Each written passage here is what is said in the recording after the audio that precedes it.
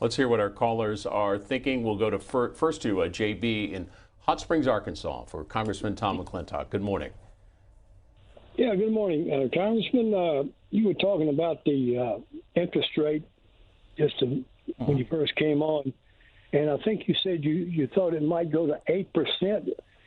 Can you imagine what the interest on the national debt would do if you raise the interest rate to 8%? It's astronomical, but you forget that's what Paul Volcker ultimately had to do. We had double-digit interest rates in order to quell the Carter inflation. Again, this is just basic economics. But you're absolutely right about the debt. Paul Volcker did not have a $30 trillion national debt when he was over the Federal Reserve. It was a minuscule amount back then. And Reagan came in. He raised the national debt by quadrupled it, but of course it was still small. Yeah. But Volcker could do that and get away with it. Powell, if he raises it to 8%, you wouldn't have enough money left to pay the Social Security fund or anything. So it's not realistic. Well, your point's your point's well taken. The size of the national debt today means that a small increase in interest rates, when it churns through that debt, creates a massive interest cost. I believe it was every 1% increase in rates produces about $200 billion of additional interest payments once we've churned through that debt. So your point's well taken. It's extremely dangerous. But that's where we are. Brownsburg, Indiana, next up. Kevin on the independent line. Good morning. Hey, how you doing? All due respect, sir, you the reason why somebody like me is considered self-independent. Democrats and Republicans like to blame everything on the opposite party. Tell me some bad things that your party's done. Quit just blaming everything on the other party. But I'm a staunch two-way supporter, and I do agree with you that teachers should be armed.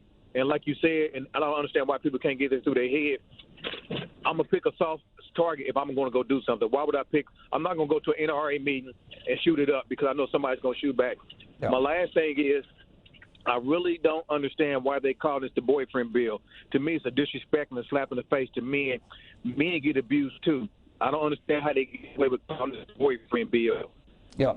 Well, that term is called the boyfriend loophole that's in the proposed Senate language. Yeah. Well, let me hit the major point you make, and that is it's not a matter of parties. It's a matter of policies that work and policies that don't work. And you're absolutely right. We know how to fix an economy. You reduce the tax and regulatory burdens, and the economy prospers. That's what Donald Trump did as a Republican. That's also what Bill Clinton did as a Democrat. People forget that Bill Clinton reduced federal spending by a miraculous 4% of GDP. He approved what amounted to one of the largest capital gains tax cuts in American history. He ended the era of welfare as we know it, and the economy blossomed. John F. Kennedy did the same thing, dramatic cut in the income tax, which produced a remarkable period of expansion.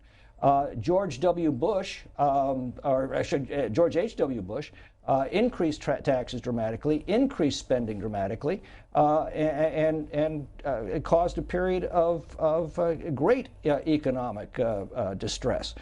So it's not a matter of the party, it's a matter of the policy. The problem is right now the Democrats are pursuing a policy of massive spending, massive taxation, massive regulation, and it's crushing us.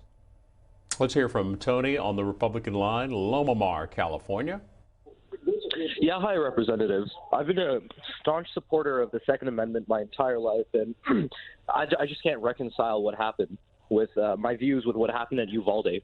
I don't understand how you can say that we need to arm teachers, we need to have police officers at schools, when the simple solution is to just do some goddamn background.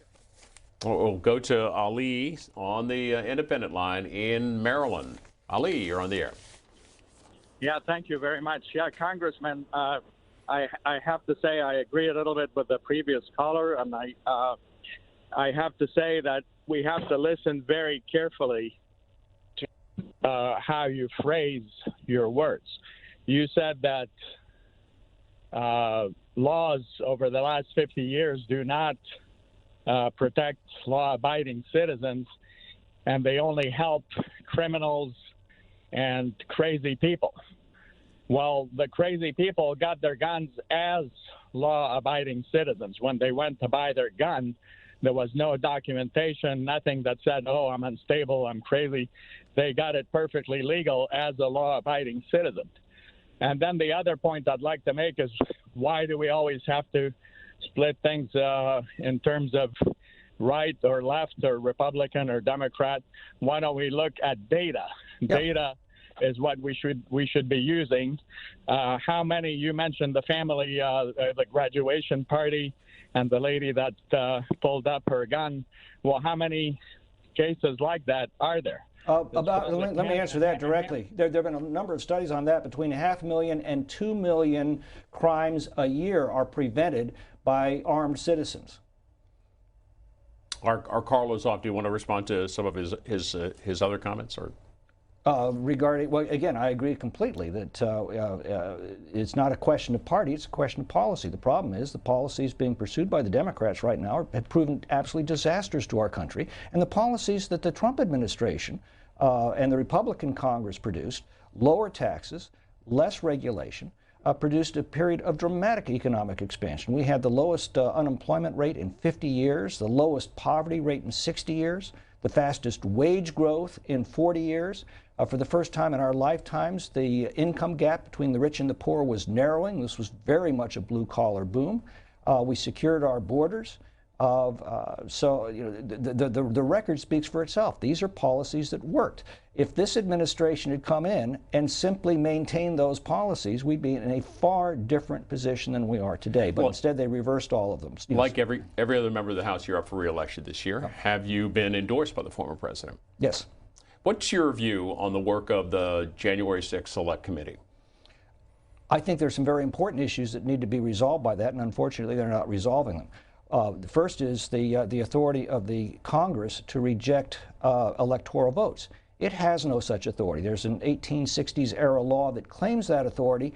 It doesn't exist in the Constitution. I think it's a very dangerous concept. We need to be addressing that. We need to ask, why wasn't there adequate security at the Capitol? We've now learned that President Trump, 4 days before January 6th, offered National Guard assistance to the Democratic leadership and the mayor of Washington, and it was turned down. Why was that? Why was the Capitol so inadequately prepared? Though those are important questions. And for that matter, was there a conspiracy to break into the Capitol? You know, what happened was a national disgrace. It was an effort to disrupt one of the core functions of our constitutional government, the peaceful transfer of power. Those are serious questions, but they can't be resolved through the Soviet-style show trial that's going on right now. I mean, we have a time-honored process that we've evolved over centuries to get at the truth, to sift through various opinions. And that's an adversarial process where both sides choose their representatives. They then cross-examine each other. They challenge facts. They challenge opinions. That's the democratic process. That's not what's unfolding on with this January 6th committee. For the first time in the history of our institution, the Speaker has arrogated to herself the authority to choose the committee members and has arranged a situation where only one side, her side, is being heard. That's a travesty to